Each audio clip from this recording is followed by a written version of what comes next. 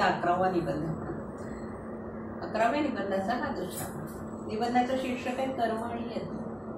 सुरुवात केली होती, बघितलं होतं आपण की श्री अरविंदांनी जो बुद्धीचा आणि कर्माचा संबंध जोडलेला आहे, त्याचा जो समन्वय केलेला आहे, म्हणजे त्यांनी जोडला म्हणण्यापेक्षा त्यांनी गीतेत जे आहे तो ज्या पद्धतीने उलगडून दाखवलेला आहे तो भाग आपण बघतोय. म्हणून कर्म आणि यज्ञ, मग यज्ञ कर्म म्हणायचं का त्याला, की कर्म आणि यज्ञ हे वेगळं म्हणायचं, या सगळ्या गोष्टी आपल्या मनात आलेल्या होत्या. आणि कोणतं कर्म हे केलं पाहिजे, मग कर्म करायचं, कर्मातनं निवृत्त कसं व्हायचं. इकडे तर कर्म आपण करतो आहोत, ते तर केलंच पाहिजे, त्याच्याशिवाय आपण जगू शकत नाही. आणि दुसरीकडे म्हणायचं की मोक्षप्राप्तीसाठी कर्मातनं निवृत्त व्हायचं म्हणजे कर्म करायचं नाही, म्हणजे नेमकं काय करायचं. अशा काही गोंधळात टाकणाऱ्या प्रश्नांपाशी आपण मागच्या वेळेला थांबलेलो होतो. कर्म आणि नैष्कर्म या शब्दांचा विचार आपण करत होतो. आणि हे सगळा विचार करत असताना संख्याशास्त्राचा आधार या ठिकाणी श्री अरविंदांनी स्पष्ट केलेला आहे, जो श्रीकृष्णाने गीतेमध्ये घेतलेला आहे. हा जे सर्व गीता आपण गीतेच्या संबंधात विचार करतो तेव्हा सर्व उपनिषदो गावो दोग्धा गोपालनंदन असं म्हटलेलं आहे. सर्व उपनिषद, सगळी शास्त्र, या सगळ्याचा ज्याला आपण निचोड म्हणतो, त्या सगळ्याचा अर्क, त्या सगळ्याचं दोहन करून त्याच्यातनं काढलेलं नवनीत हे आपल्यासमोर आलेलं आहे गीतेच्या माध्यमातून, जे श्रीकृष्णाने अर्जुनाला सांगितले.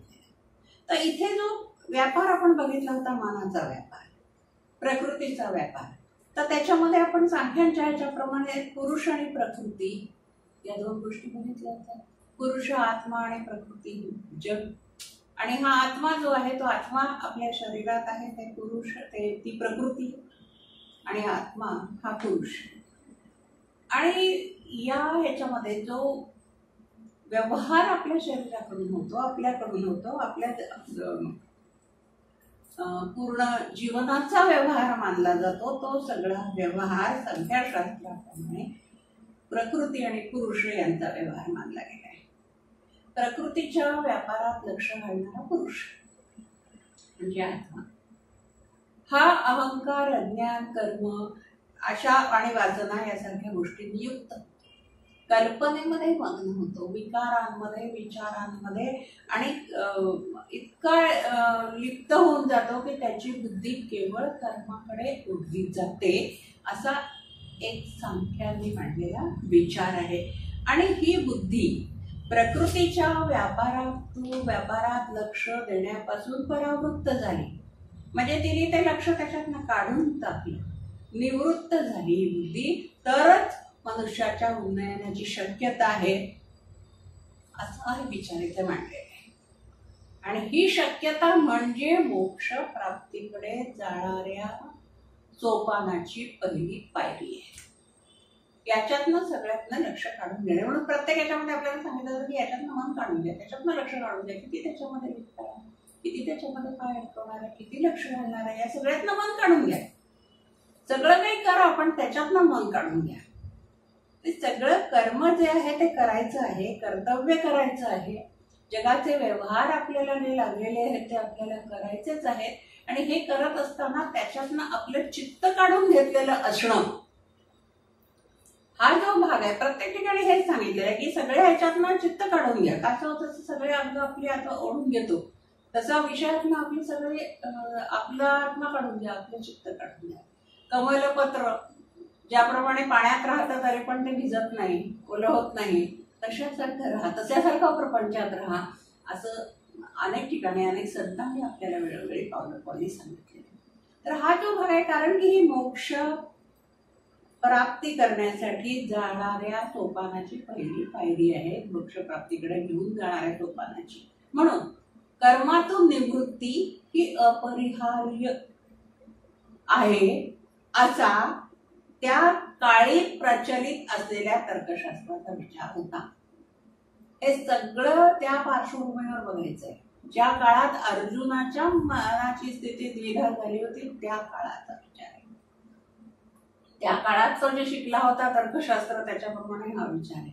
त्या काळात त्याच्यावर जे काही संस्कार झाले होते, त्याच्या मातेचे किंवा त्याच्या गुरूंचे किंवा त्याच्या आचार्यांचे आणि बाकीच्या सगळ्या समाजाचे त्याप्रमाणे झालेला हा विचार. त्यांनी त्या वेळेला शास्त्रांचं जे शिक्षण घेतलेलं त्या शिक्षणातून मिळालेला हा विचार आहे. आणि तो विचार आहे की कर्माची निवृत्ती ही अपरिहार्य आहे. आणि हा विचार अर्जुनाच्या मनात घोळत होता. कायम हा विचार त्याच्या मनामध्ये घोळत होता. कर्माची निवृत्ती ही मोक्षाकडे नेण्यासाठी अपरिहार्य, म्हणून मला याच्यात निवृत्त कर, मी नाही करता येत. हे त्याच्या मनामध्ये कुठेतरी आहे. हे ओळखून श्रीकृष्ण त्याला म्हणतोय, हे श्री अरविंदांनी ते गीतेतलं वचन उद्धृत करताना सांगितलेलं आहे. 123 पानावर पहिल्या परिच्छेदातलं अवतरण चिन्हामधलं वाक्य आहे ते. हा असा संन्यास आवश्यक तर नाहीच आणि तो शक्यही नाही. कर्मातून निवृत्त होण्याचा जो संन्यास, कर्म संन्यास हा आवश्यक नाही आणि शक्यही नाही, हा श्रीकृष्ण अर्जुनाला सांगतायत. हा असा संन्यास आवश्यक तर नाहीच आणि तो शक्यही नाही. एक क्षणभर देखील कर्मा वाचून कोणी राहू शकत नाही. प्रकृतीचे गुण प्रत्येकाकडून त्याची इच्छा असो नसो कर्म करून घेतात. ही प्रकृती त्रिगुणात्मक आहे.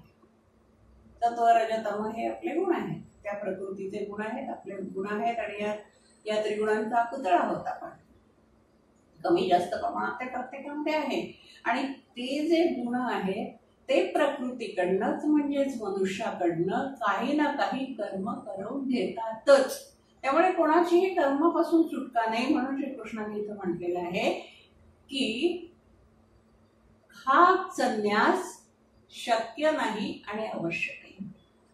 श्री अरविंद पुढे काय म्हणतात, गीतेचे हे लक्षात भरण्यासारखे वैशिष्ट्य आहे की गीता कालानंतर प्रकृतीला शक्तीला पुरुषम श्रेष्ठ स्थान देणाऱ्या तांत्रिक शाक्तांनी विश्वशक्तीची शाश्वत सामर्थ्ययुक्त धडपड आणि तिच्याकडून घडून येणारा महान विश्वव्यवहार यांच्यावर विशेष जोर दिला असला तरीही धडपड आणि हा व्यापार गीताकाराने दुर्लक्षिला नाही.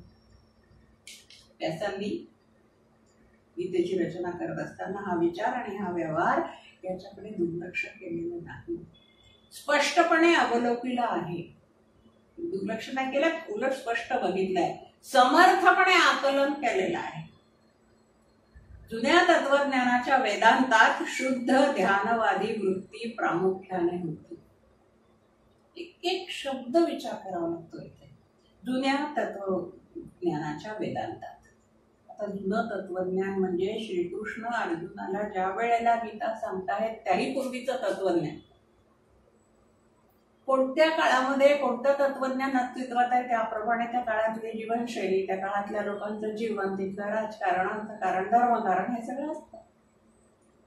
तर या काळाच्या पूर्वी ज्या वेळेला जेव्हा जुनं तत्वज्ञान म्हणतात आहे म्हणजे किती पूर्वीचं तत्वज्ञान हे असेल तर जुन्या तत्वज्ञानाच्या वेदांतात शुद्ध ध्यानवादी वृत्ती प्रामुख्याने होती.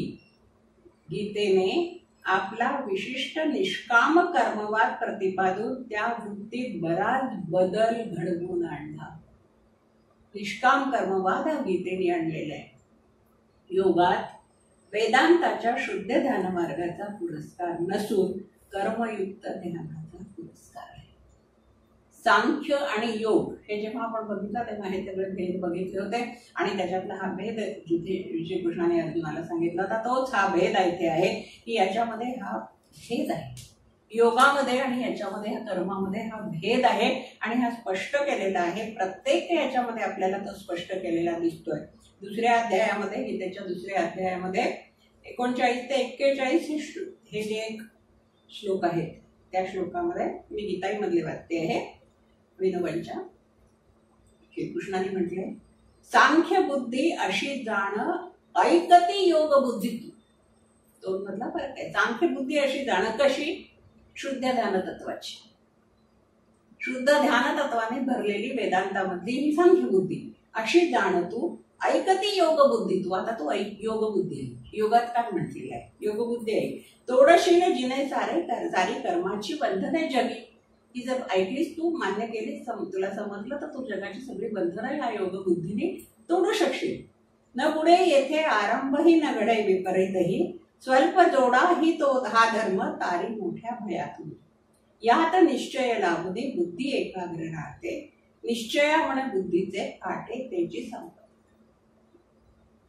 निश्चयाची बुद्धी हा जो भाग आहे याच्यातला, की ही जी बुद्धी आपण असं म्हटलेलं आहे की प्रकृतीच्या व्यापाराकडे लक्ष देणारी बुद्धी ही त्या व्यापारामध्ये अडकून पडली, तिथून परत आली नाही, तिथून परावृत्त झाली नाही तर ते माणसाच्या उन्नतीची शक्यताच नाही, उन्नयनाची शक्यता नाही आहे. तर ती जी बुद्धी आहे ती बुद्धी जी स्थिर राहायला हवी आहे, एकाग्र राहायला हवी आहे, एका ठिकाणी निश्चल राहायला हवी आहे, तशी राहिली नाही तर त्याला फाटे फुटतील.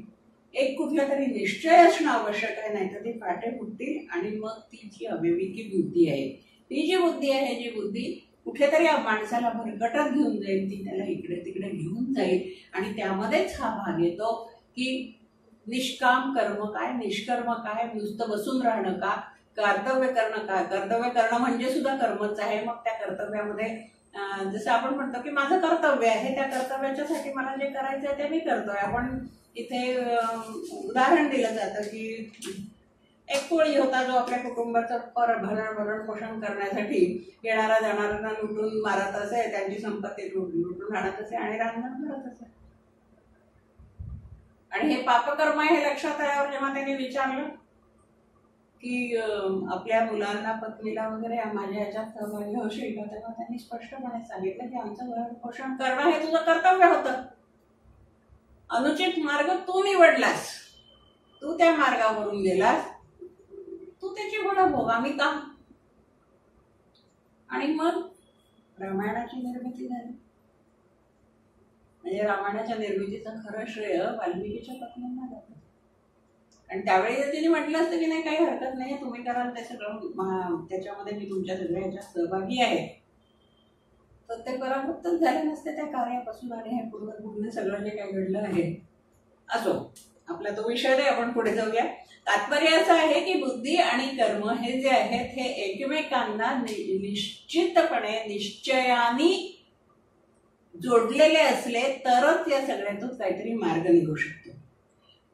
ह्या कर्म करणे आणि न करणे, कर्मातून मन काढून घेणे आणि तरीही कर्म करणे किंवा अजिबातच कर्म न करणे, या विषयावर श्री अरविंदांनी वेगळे विचार मांडलेले आहेत. ते म्हणतात, त्यात पानावर शेवटचा परिच्छेद आहे, आमचे भौतिक जीवन, या जीवनाची चालू राहण्याची व्यवस्था, या जीवनाचे रक्षण ही एक यात्रा आहे, शरीर यात्रा. सुंदर शब्द आहे, शरीर यात्रा.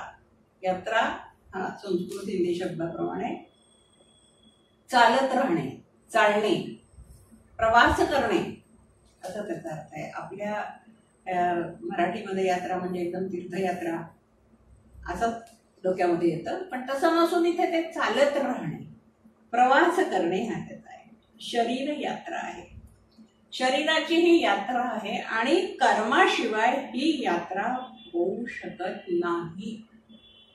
कर्म केल्याशिवाय हे शरीर पुढे जाऊच शकत नाही, म्हणजे वाढूच शकत नाही, मोठं होऊ शकत नाही, काहीच होऊ शकत नाही.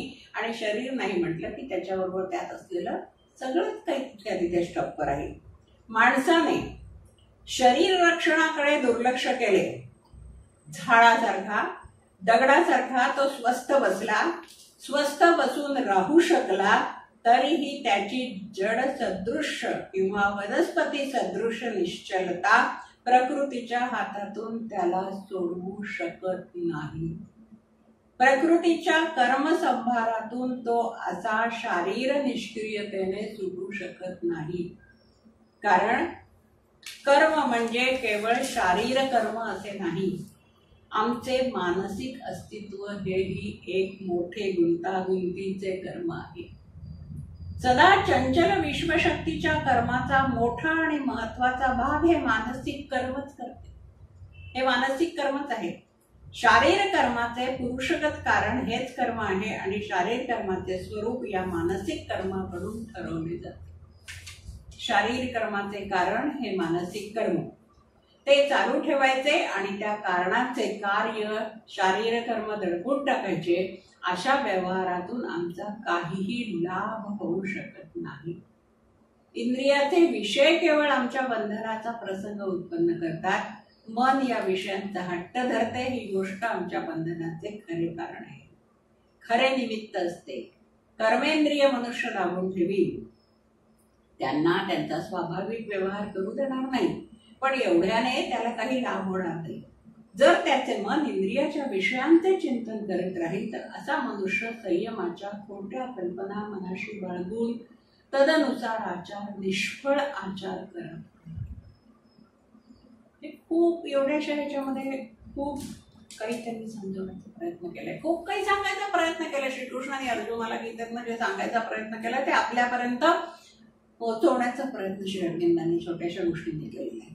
की आपण असं म्हटलं की कर्म करायचं नाही, आमचं शरीर काही कर्म करणार नाही, आम्ही काही करणार नाही, आम्ही एका जागी बसून राहू, पाषाणासारखं किंवा वृक्षासारखं जड बसून राहू. कदाचित आपण एका जागी बसलोय तर आपल्याला कोणी खायला प्यायला आणून दिलं तर आपण जाऊ जिवंत राहू, तो काही प्रश्न नाही. आणि जशी वाढ व्हायची शरीराची ते होतं, ती थांबणार नाही, कारण प्रकृती ते कर्म करून घेत असते. पण पाषाण आणि वनस्पती यांच्यापेक्षा एक खूप मोठा फरक मानवामध्ये आहे, त्याच्या मानव असण्यातच ते आहे. मन हा त्यातला महत्वाचा. मानव मी सतत नवीन असतो. हे जे नवीन असणारं मन आहे, अचपळ मन आहे, एका जागी स्थिर न राहणारं मन आहे, हे सतत कर्म करत असते. मानसिक पातळीवरचं कर्म म्हणजे आपलं कर्म, मनुष्याचं मानवाचं कर्म हे फक्त शारीरिक पातळीवरचं कर्म नसतं. आपण शारीरिक पातळीवर कर्म करत असतो, मानसिक पातळीवर कर्म करत असतो, बौद्धिक पातळीवर कर्म करत असतो, आत्मिक पातळीवर कर्म करत असतो. आणि त्याही पुढे जाऊन आपण आपल्या आत्म्याच्या उन्नयनासाठी जे प्रयास करत असतो ते आध्यात्मिक पातळीवरचं कर्म करत असतो. ही अनेक कर्म आहेत. मग ह्या कर्मातलं जे मानसिक कर्म आहेत ती कर्म मनुष्य एका जागी बसून राहिल्याने त्यांनी ते कर्म करायचं सोडल्याने काही ते कर्म व्हायचं थांबत नाही, मनाने व्हायचं थांबत नाही. पूर्वी आमची आजी वगैरे म्हणत असेल, उपास असला आणि आपण म्हटलं की काय छान वास येतोय अमक्या अमक्या गोष्टीचा, की त्या म्हणायच्या मोडला बरं तुझा उपास.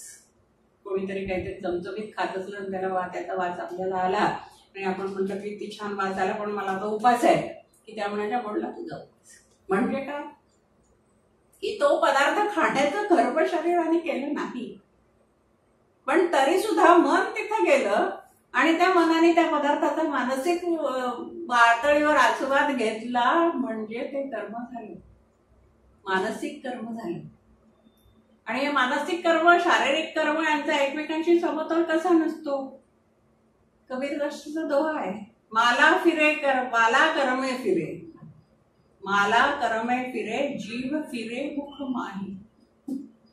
हातात माळा फिरते, ओढल्या जातात ते म्हणी, आणि जिभेने सुद्धा तोंडात राम राम राम राम राम राम किंवा जे काय म्हणायचे ते म्हटलं जात आहे. माला करमे फिरे, जीव फिरे मुख माही, मनुवा तो चहुदिशी फिरे, यह तो सुमेरा नाही. रामनामाचा जप करण्यासाठी माळा घेऊन रामाचं नाव घेत बसलेलं, हातात न ते माळ्यांचे मणी जातात आहे, ओढले जातात आहे, 1 2 3 4 किती माळा व्हायच्या तेवढ्या होतात आहे. तोंडाने पण राम राम राम राम म्हटलं जात आहे,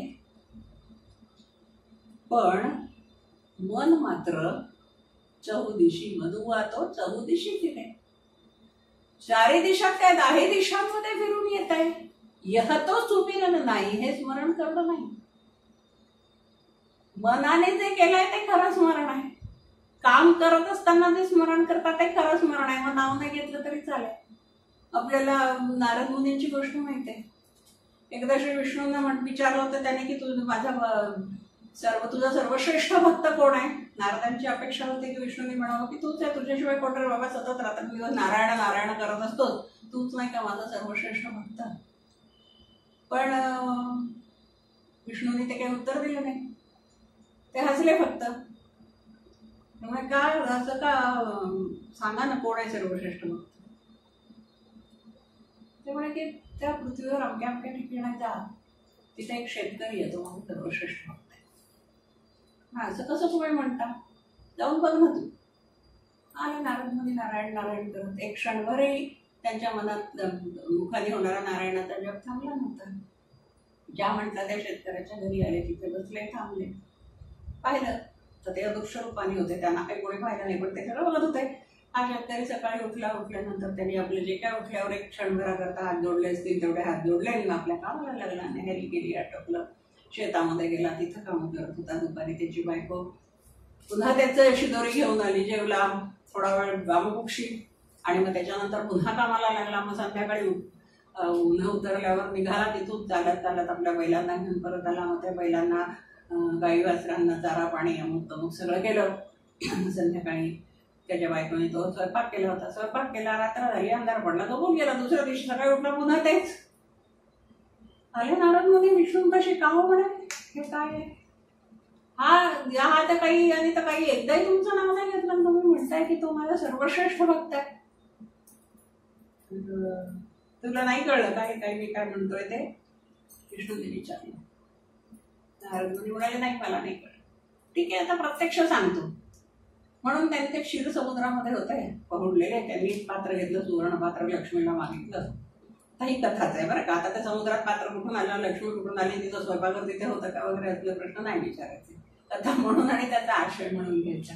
ते सुवर्ण पात्र घेतलं त्या क्षीर समुद्रातनं, त्या पात्रात दूध भरलं आणि सांगितलं की हे क्षीर भरलेलं, दूध भरलेलं जे पात्र आहे, हे पात्र अगदी शिगोशिग भरलं त्यांनी आणि सांगितलं, हे पात्र तू अमुक एक अंतर सांगितलं, इथपासून तिथपर्यंत ने आणि परत आहे. हे करत असताना एकही थेंब त्यातला सांडायला नको, कोणत्याही परिस्थितीत त्यातला एकही थेंब सांडायला नको. नारद मुनी म्हणाले, ठीक आहे. त्यांनी ते घेतलं, पात्र दोन्ही हातात धरलं, अगदी लक्ष त्याच्याकडे अगदी काठोकाठ भरलेलं होतं. कोणत्याही खडी हंकळेल आणि सांडेल अशी हे नव्हती. तर एकाग्रतेने ते आपले चालत राहिले. त्याच्या ठिकाणी गेले, तिथपाशी गेले, परत फिरले. जालू बाबा पोचलो एकदा, परत फिरले आणि मग पुन्हा त्याच्याकडे असं बघत एकाग्रतेने बघत, अजिबात त्याचा एकही थेंब सांडणार नाही अशी काळजी घेत, दक्षता घेत श्री विष्णूपाशी पोचले. खुश म्हणून ते पात्रासमोर ठेवलं, सुटकेचा निश्वास टाकला आणि सांगितलं की सुटलं, हा, हे आणलं तुमचं पात्र, एकही थेंब न सांडता. ते म्हणाले, हा तू अरे बाबा तिथे जाऊन परत आलास आणि हे केलास, किती वेळा माझं नाव घेतलंस, किती वेळा ना. अरे तुम्ही हे काम सांगितलं, हे काम करत होतं ना, ते काम करत असताना सगळं लक्ष त्या कामात होतं, कसं नाव घेणार आहे? विष्णू म्हणाले की तेच तर शेतकरी करत होता ना, त्याला जे मी काम नेमून दिलेलं आहे त्याचं काम जो ते करत होता, तो काम करत असताना ते काम माझं काम आहे म्हणून तो ते करत होता, त्याला वेगळं नाव घ्यायची गरज नव्हती. जेव्हा एखादं काम परमेश्वराचं काम म्हणून आपण करत असतो तेव्हा त्याचं ते काम करत असतो, तर त्याचं वेगळं नाव घ्यायची गरज काय आहे? त्या कामातच त्याचं नाव रंगलेलं आहे. जेव्हा आपण त्याच्यात एकाग्र झालेला असतो त्यावेळेला आपल्याला त्याची आवश्यकता नसते. हे जेव्हा लक्षात आलं त्यावेळेला नारद मुनींना ती खोच कळली खरा भक्ताची. थोडक्यात काय आहे की ही कर्म जी आहेत ती आपण करत राहिलो नाही. शारीरिक कर्म वेगळी, मानसिक कर्म वेगळी, बौद्धिक कर्म वेगळी. म्हणून आपण म्हणत असतो की आपण एक काम जेव्हा कोणतं एखादं काम करत असतो त्यावेळेला आपल्या बॅक ऑफ द माइंड काहीतरी दुसरंच चालू असतं, आपल्या मनात काहीतरी वेगळंच चालू असतं आणि मग त्यावेळेला ते वेगळंच चालू असताना मग आपण जे काम करत असतो ते जर विचार मध्ये आले तर आपलं कॉन्सन्ट्रेशन दूर होतं. आजच्या भाषेत एकाग्रता भंगते आणि आपल्या त्या कामात काहीतरी मध्येच गडबड होऊन जाते. म्हणून आपण एकदा अत्यंत महत्वाचं काम करत असतो तर सांगतो की आता थोडा वेळ ना मला कोणी डिस्टर्ब नका करू, मला हे अमुक करायचंय, हा हिशेब लिहायचंय किंवा हे सबमिशन करायचं वगैरे, ह्या ज्या गोष्टी असतात त्या तेव्हा सांगतो आपण याच्यासाठी. याचं कारण असं की आपल्या सगळ्या इंद्रियांना, ज्ञानेंद्रियांना, कर्मेंद्रियांना आपण कामाला ठेवलेलं असतं. प्रत्यक्षामध्ये नसतात काम करत, पाय काम करत नसतात, हात काम करत नसतात, डोळे किंवा फक्त हात आणि डोळेच काम करत असतात, कान वगैरे करत नसतात, पण तरीही ते सगळे एकाग्र तिथे असतात, त्या कामात असतात. आणि म्हणून या सगळ्या गोष्टींमध्ये फरक आहे. एखादी गोष्ट ऐकणे आणि श्रवण करणे याच्यात फरक आहे. कारण ऐकणं ही कानांच्या अवयवाची क्रिया झाली ती, श्रवण हे त्याच्यात मनाचा सहभाग येतो. त्यावेळेला मग ते ऐकण्याच्या व्यतिरिक्त मन दुसरं काम करत असतं. एखाद्या वेळेस आपण कोणाशी बोलत असतो, म्हणजे वर्गात आम्हाला शिकवताना अनेकदा अनुभव यायचा की वर्गात शिकवताना एखादी विद्यार्थिनी आमच्या बघते ती की तिचं लक्ष आहे मी काय शिकवते त्याच्याकडे, पण तरी सुद्धा मला समजत असतं की हिचं लक्ष नाहीये. म्हणून मग पटकन विचारावं सांग काय झालं, तर ती गडबडत असेल. कारण जरी ती नजरेने माझ्याकडे बघत होती, डोळ्यांनी बघत होती, स्थिर बसलेली होती, तिच्या मनात दुसरंच काहीतरी चालू होतं. म्हणून मग लक्ष कुठे आहे तुमचं असं जेव्हा आपल्याला विचारावं लागतं, त्यावेळेला त्याचं कारण हे असतं की ते ऐकणं नुसतं चालू असतं, त्याच्यामध्ये श्रवणाची क्रिया होत नसते. एखादी गोष्ट बघणं सुरू असते, ते बघत असताना त्या बघण्यामध्ये ते जे आपण बघत असतो त्या बघण्यामध्ये फक्त दिसत असत. ते बघणं आणि दिसणं यातला फरक असतो. एखादी गोष्ट दिसणं आणि एखादी गोष्ट बघणं आपण बघत असतो, ते दिसत नसतं आपल्याला. डोळ्यांना दिसत असतं पण तरीही दिसत नसतं. कारण कोणी जर विचारलं की काय झालं तिथे, ते म्हणून नाही माझं काही लक्ष नाही, मला काही नाही सांगतायत काय झालं ते. एखाद्या वाचायचं पुस्तक वाचत असताना त्याच्याबरोबर नुसती नजर फिरवून वाचत असलं तर ते बघणं असतं त्या वाचण्यामध्ये, त्याच्यामध्ये दिसणं नसतं. पण ज्या वेळेला एखादी गोष्ट बघत असताना त्याच्या मागचा कार्यकारण भाव दिसतो, त्यावेळेला त्याला दिसणं म्हणतात. एखाद्या गोष्टीचा कार्यकारण भाव दिसणं याला दिसणं म्हणतात.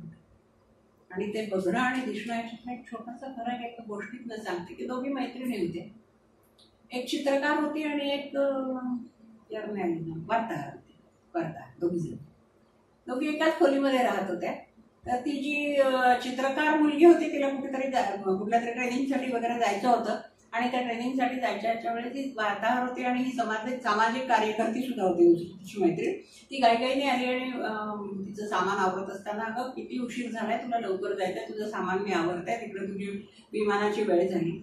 तर ती म्हणाली की अगो हो मला जायचंच होतं, पण असं झालं की मी येत होते तर एका ठिकाणी मी एक दृश्य बघितलं आणि ते दृश्य बघितल्यावर त्याच्या मला सब्जेक्ट दिसला त्याच्यामुळे मी थांबले, त्याचं पटपट चित्र काढलं आणि म्हणून बघ दाखवते तुला असं म्हणून तिने आवरता आपलं सगळं सामान करता ते चित्र दाखवलं की रस्त्यावरती एक भिकारी बाई भरून पडलेली आहे आणि तिच्यापाशी ती दोन मुलं, तिची छोटी छोटी दोन मुलं रडतात आहे आणि लोक भोवती गोळा होऊन ते सगळं पाहतात आहे. आणि ती म्हणाली की किती बघ, मला तर त्याच्यामध्ये हे सब्जेक्ट दिसला, मी ते चित्र काढलेले आणि आता चल मी पळते. म्हणजे ती फक्त विचारलं की कुठे झाली ही घटना, काय झाली वगैरे, आणि ती मार्गाने तिच्या गावाला गेली आणि ही इथे गेली. खूप दिवस झाले. खूप दिवसानंतर ही जी सामाजिक कार्यकर्ते किंवा वार्ताहर म्हणूया, पण तिला ती मैत्रीण होती, तिने एका ठिकाणी वाचलं की तिच्या त्या चित्रकार मैत्रिणीचं प्रदर्शन आहे, तिच्या चित्रांचं प्रदर्शन, आणि त्या चित्रांचं प्रदर्शन असल्यामुळे ती पाहायला गेली तिच्या मैत्रिणीच्या चित्रांचं प्रदर्शन. आणि खूप दिवसांनी मैत्रिणी भेटल्या, एकमेकींची गळाभेट झाली. खूप वर्षांनी, दिवसांनी नव्हे, जवळजवळ 7-8 वर्षांमध्ये निघून गेली होती. 7-8 वर्षांनी त्या भेटल्या आणि त्यांची गळाभेट झाली. जीवाभावाच्या मैत्रिणी होत्या त्या. पाहता सगळं प्रदर्शन चित्राचं पाहता त्या ही आपल्या 2 मुलांना पण घेऊन आली होती, ही सामाजिक कार्यकर्ती होती. त्या चित्रांचं प्रदर्शन पाहता एका चित्रपाशी येऊन थांबले ते सगळेजण, आणि त्या चित्राला पारितोषिक मिळालेलं आणि त्याची प्रशंसा केलेली, ज्याचं शीर्षक होतं अनाथ. आणि तेच तो दृश्य अंकित केलेलं होतं जे तिने बघितलेलं होतं की ती भिकारीबाई मरून पडलेली आणि तिच्या पाशी ती झोपली. तिने विचारलं, अगं लग्न कधी केलंस? मला तर कळलंय नाही, आणि ही मुलं एवढी मोठी कशी आहेत? ती हिशोब करायला लागली मनातल्या मनात की आपण परदेशी जाऊन इतकी वर्ष झाली, त्याच्या आधी तर हिचं लग्न झालेलं नव्हतं, आणि जी वर्ष झालेली आहेत त्या वर्षांपेक्षा ही मुलं वयाने मोठी दिसतात. कोणाची मुलं ही? सगळेजण पाहता चित्रापाशी, त्या अनाथ चित्रापाशी येऊन थांबलेले होते, आणि ती 2 मुलं होती. त्या 2 मुलांना सुद्धा निरागसपणे विचारत होती की ही कोण बच्चे है, इतने मासूम आहे. दोघी मैत्रिणींनी एकमेकींकडे पाहिलं आणि त्यांच्या लक्षात आलं या दोघींपैकी जी चित्रकार होती तिला त्याच्यात विषय दिसला होता चित्र काढण्याचा. तिला ते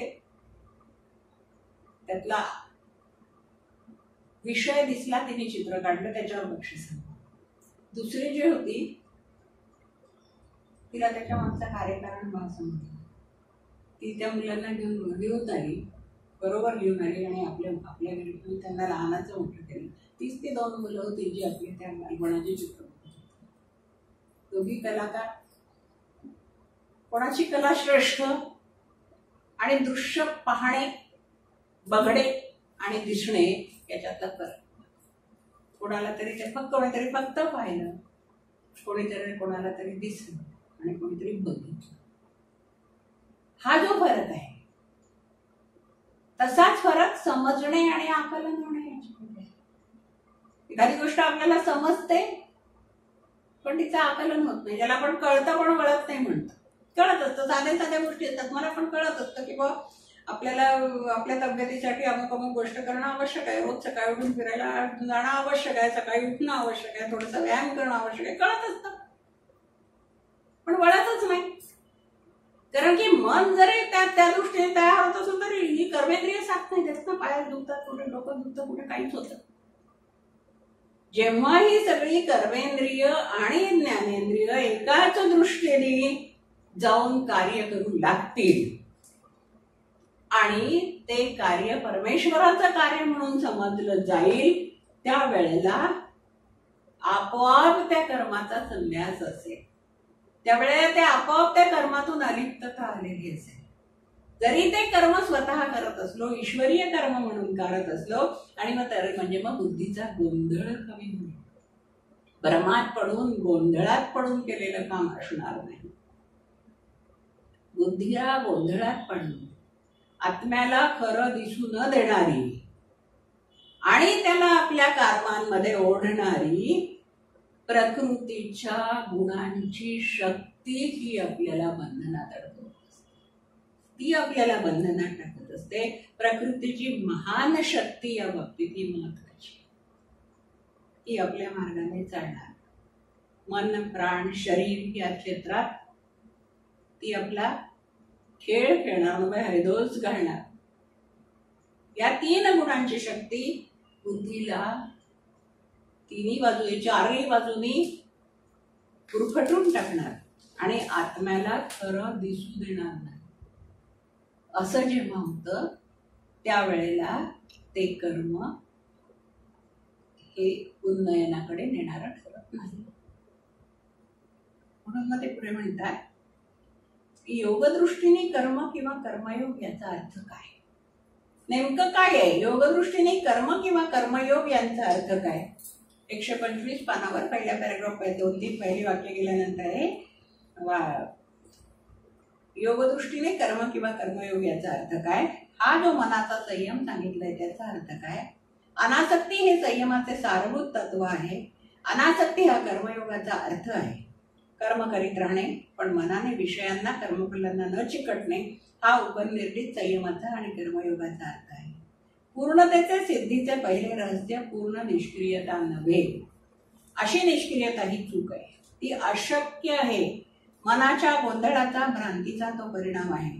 पूर्ण कर्म, स्वतंत्र कर्म, इंद्रियांचे वासनांचे अंकित न होता केलेले कर्म, निर्वासन, निष्काम, अनासक्त कर्म हे पूर्णतेचे प्रथम रहस्य आहे.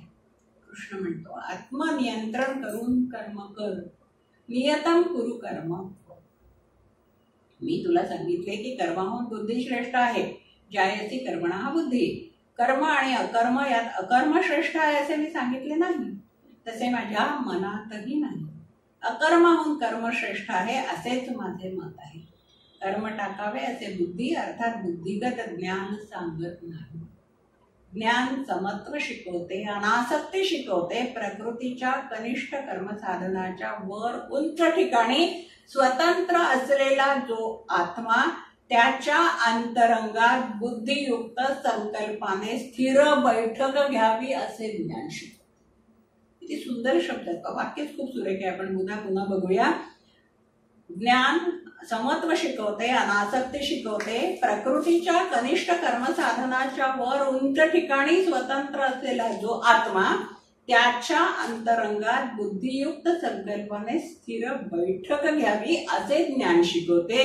या आत्मस्थ बुद्धीने, आत्मज्ञानाच्या सामर्थ्याने, आत्मानुभूतीगत निर्विषय आत्मानंदाच्या सामर्थ्याने मन, इंद्रिय, शरीर यांची कर्मे नियंत्रित करावी असे ज्ञान शिकवते. बुद्धियोगाची पूर्णता कर्मयोगात येते, कर्मयोगाने होते. जरा हा भाग आपल्याला पुन्हा बघावा लागणार आहे, ज्याच्यामध्ये शब्द आलेले आहेत. निष्काम, नियत कर्म, नित्य कर्म, निष्काम कर्म, हे जे शब्द आले आहेत त्याचा आपल्याला विचार करायचा आहे. आणि तो विचार करायला बराच वेळ लागणार आहे. त्यामुळे आता आपण इथं थांबूया आणि पुढच्या वेळेला या शब्दांच्या साहाय्याने पुढचा भाग या निबंधाचा समजावून घेऊया. धन्यवाद.